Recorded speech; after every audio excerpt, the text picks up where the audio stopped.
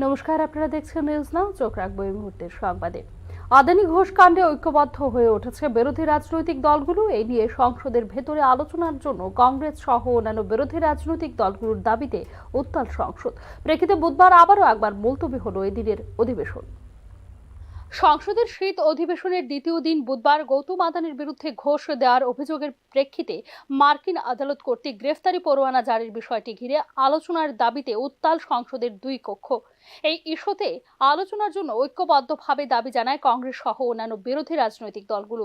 এদিন সভার শুরুতেই মুলতবি প্রস্তাব পেশ করেন কংগ্রেসের দুই সভার সাংসদ মনিকম ঠাকুর, রণদীপ সিং সুরজেওয়ালা এবং মনীষ তেওয়ারি।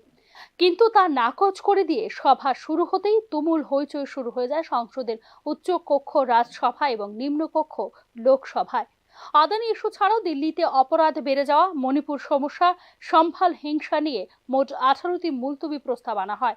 তার সবকটি খারিজ করে দেন রাজ্যসভার চেয়ারম্যান জগদীপ ধনখড়। বিরোধীরা রুখে দাঁড়ালে প্রথমে সভা 11:30 পর্যন্ত মুলতবি করে দেওয়া হয়। পরে সভায় বসলেও পরিস্থিতি উন্নতি না হয় এদিনের মতো রাজ্যসভা মুলতবি করে দেন চেয়ারম্যান। অন্যদিকে লোকসভাতেও এ নিয়ে হট্টগোল বাঁধে। 11টায় সভা শুরু হতে আদানি ইস্যু নিয়ে সদস্যরা আলোচনার দাবি তুলতে থাকেন। শেষমেশ দুপুর 12টা পর্যন্ত সভা মুলতবি করে দেন অধ্যক্ষ ওম বিড়লা।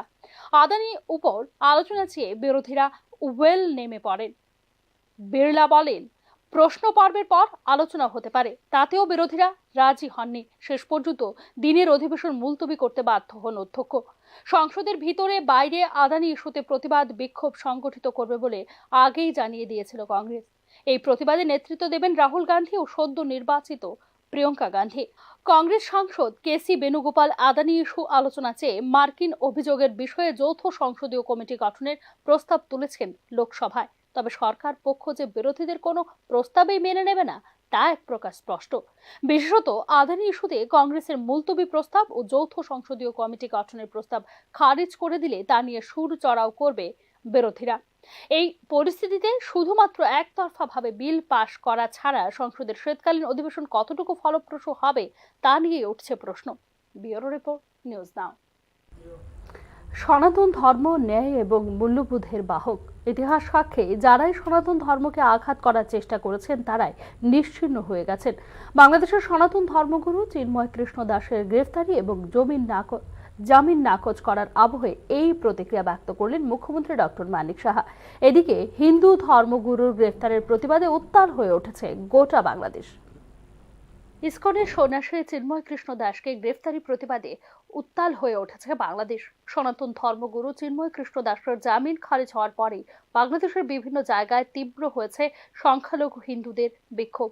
ঢাকা, চট্টগ্রাম, রংপুর, রাজশাহী, বরিশাল ইত্যাদি জেলাগুলিতে দফায় দফায় চলছে বিক্ষোভ অবরোধ। বিক্ষোভ দমন করতে প্রতিবাদীদের উপর নির্বিচারে হামলা চালাচ্ছে বাংলাদেশ সেনা। মঙ্গলবারই চট্টগ্রামের আদালতে গ্রেফতার হওয়া সন্ন্যাসী চিন্ময় কৃষ্ণ দাসের জামিন নাকচ হয়। তখনই সন্ন্যাসীর অনুগামীরা তীব্র বিক্ষোভ দেখাতে শুরু করে আদালত চত্বরে। প্রিজন ভ্যান থেকেই সকলকে শান্তি বজায় রাখার কথা বলেন তিনি। এরপর বিচার বিভাগীয় হেফাজতে নিয়ে যাওয়া হয় রাষ্ট্রদ্রোহিতার অভিযোগে ধৃত সনাতন ধর্মগুরু চিন্ময় কৃষ্ণ দাসকে। এরপর যত রাত গড়িয়েছে বাংলাদেশে তীব্র হয়েছে সংখ্যালঘুদের প্রতিবাদ। চট্টগ্রাম আদালতে বিক্ষোভ চলাকালীন সংঘর্ষে মৃত্যু হয় এক আইনজীবীরও। রাতে চট্টগ্রামের বিভিন্ন জায়গায় সংখ্যালঘুদের ধর্মীয় প্রতিষ্ঠানগুলির উপর হানা হচ্ছে আক্রমণ। প্রতিবাদী হিন্দুদের ঘর বাড়ি এবং ধর্মীয় স্থানে হানা দিচ্ছে জামাত নেতা ও কর্মীরা। কয়েকদিন আগে চট্টগ্রামের হাজারি গলিতে সংখ্যালঘুদের উপর অত্যাচারের অভিযোগ ওঠে বাংলাদেশ সেনার বিরুদ্ধে। তখন বেশ কয়েকজন সংখ্যালঘু নাগরিককে গ্রেফতার করে নিয়ে যায় বাংলাদেশ সেনা, যাদের এখনো পর্যন্ত কোনো সন্ধান পাওয়া যায়নি বলে সংবাদ মাধ্যমকে জানিয়েছে সংশ্লিষ্ট এলাকার বাসিন্দারা। এদিকে বাংলাদেশের সনাতন ধর্মগুরু গ্রেফতার এবং বিশেষ করে সংখ্যালঘু সনাতনীদের উপর আক্রমণের পরিস্থিতিতে নিজের প্রতিক্রিয়া ব্যক্ত করেছেন রাজ্যের মুখ্যমন্ত্রী ডক্টর মানিক সাহা। সনাতন ধর্ম ন্যায় এবং মূল্যবোধের বাহক। ইতিহাস সাক্ষী যারাই সনাতন ধর্মকে আঘাত করার চেষ্টা করেছেন তারাই নিশ্চিহ্ন হয়ে গেছেন বলে নিজের প্রতিক্রিয়া ব্যক্ত করেছেন মুখ্যমন্ত্রী। উল্লেখ করা যেতে পারে, সনাতন ধর্মগুরু চিন্ময় কৃষ্ণ দাসের এবং সংখ্যালঘু বিশেষ করে হিন্দুদের উপর হানা আক্রমণের প্রতিবাদ জানিয়েছে কেন্দ্রীয় স্বরাষ্ট্র মন্ত্রকও। বাংলাদেশে যেন হিন্দুদের সুরক্ষা নিশ্চিত করা হয় তার দাবি করে ইউনূস সরকারকে বার্তা পাঠিয়েছে Bharat. Bureau report, news now.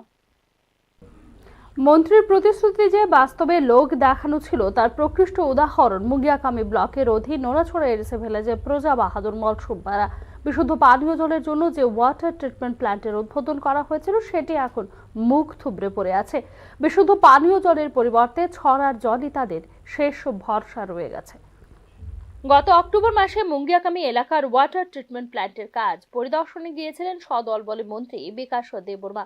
প্রধানমন্ত্রী জীবন মিশন প্রকল্পের কোটি কোটি টাকার কাজের প্রকল্পের প্রতিশ্রুতির বন্যাও বইয়েছিলেন ঘটা করে, কিন্তু বাস্তবে তার উল্টো চিত্রই দেখা যাচ্ছে নোনাছড়া এডিসি ভিলেজের প্রত্যন্ত গ্রামে। প্রধানমন্ত্রীর হর ঘর জল প্রকল্পে প্রতি ঘরে বিশুদ্ধ পানীয় জল পৌঁছে দেওয়ার জন্য 1,31,00,000 টাকার ওয়াটার ট্রিটমেন্ট প্ল্যান্টের কাজ শুরু হয়েছে বলে গ্রামবাসীদের প্রতিশ্রুতি দেওয়ার পরেও গ্রামবাসীদের ভাগ্যে জুটছে না পানীয় জল।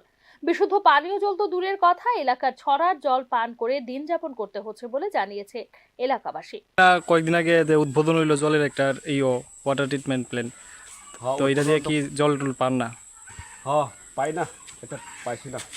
কেরে এটা ওই পাইপ, ওই 2 নাম্বার সব পাইপ, হ্যাঁ একদম পাতলা পাতলা, ওই মোরগ জিম মতন পাতলা। এটা সব জল সারলে ফাটে গেছে, এটা একদম টিকছে না। তো জল পাই একবারে পাইছেন না? না, সাপ্লাই আছে না এখানে? সাপ্লাই তো আছে ওই উপরে, নিচে এদিকে নাই। নাই। তো আপনারা জল কোথায় কই থেকে খান? নদী থেকে। ছড়া? হ্যাঁ, ছড়া থেকে। ছড়ার জল পান করে বিভিন্ন জলবাহিত রোগ, ম্যালেরিয়া ও ডায়রিয়া আক্রান্ত হতে হচ্ছে গ্রামবাসীদের বলে জানানো হয়েছে। তার আর রোগ সুখ হয় না? রোগ সুখ তো হই একদম। এই বছরই আমরা বাড়ি থেকে 9-10 জন হসপিটাল যাব লাগে। হ্যাঁ, মানে পেটের রোগ? না, ওই ম্যালেরিয়া। উপজাতি এলাকার সমস্যা দূরীকরণে বিভিন্ন প্রকল্পের ঢাউস জনকল্যাণমুখী কাজের প্রচার করা হলেও বিশুদ্ধ পানীয় জল পান করার ভাগ্য কি আদৌ জুটবে প্রজা বাহাদুর মলসুমপাড়ার বাসিন্দাদের? এটাই এখন দেখার বিষয়। Bureau report, news now. পুরনো রাজভবন তথা পুষ্পবন প্যালেসকে তাজ হোটেল সংস্থার কাছে তুলে দিতে চাইছে সরকার। প্রতিবাদে এবার জেলা শাসকের কাছে ডেপুটেশন প্রদান করল তেপরামথার ছাত্র যুব সংগঠন TYF। আগরতলা পুরাতন রাজভবনকে তাজ হোটেল সংস্থার কাছে তুলে দিতে চাইছে সরকার। ত্রিপুরার উন্নয়ন সবাই চায়, কিন্তু ইতিহাস মুছে উন্নয়ন কোনোদিনই সম্ভব নয়। গোটা রাজ্যে এত স্থান থাকতে কেন উজ্জয়ন্ত প্যালেসকেই তাজ গোষ্ঠীর হাতে তুলে দেওয়ার সিদ্ধান্ত নিয়েছে রাজ্য সরকার, তা নিয়ে এদিন প্রশ্ন তুলেন TYF। উল্লেখ করা যেতে পারে, পুষ্পবন্ত প্রাসাদ ত্রিপুরার একটি প্রাচীন রাজকীয় প্রাসাদ। 1917 সালে এই প্রাসাদ নির্মাণ করেন মহারাজা বীরেন্দ্র কিশোর মানিক্য। 2018 সাল পর্যন্ত ত্রিপুরা রাজভবন ছিল এই Pushpabanta palace. That Pushpavanta Palace is going to demolish, and the government of Tripura has trying to give to Taj Group of Industries for Taj Hotel. See, for this reason we oppose. We on behalf of YTF we oppose such act which is being taken by the government of Tripura. We don't oppose Taj to be created in some other places. We have many lands in Tripura, like we have created Hotel Polo Towers, we have many lands. Why does the government of Tripura give a land to create a hotel, 5-star hotel? It's good for us actually. But instead of that, why do you want to demolish the historical place Pushpavanta Palace, which was built by Maharaja Birendra? এখনকার মতো সংবাদ এখানে শেষ করছি। অন্যান্য updates পেতে চোখ রাখুন নিউজ নাও এর পর্দায়।